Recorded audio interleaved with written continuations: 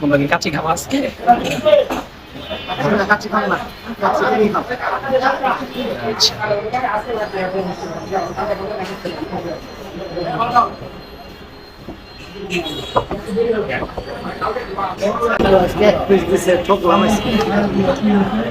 হ্যাঁ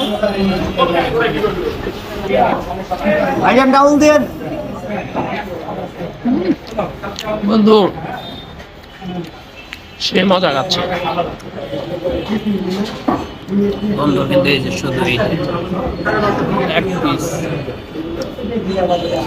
ডিম তখন তো খান না, ডিম খান। ডিম তো খাই, এখন স্বাস্থ্য দরকার আমার পর্যাপ্ত পরিমাণে। আমি তো কইলাম যে কাচ্চি খান, খাইলেন না তো।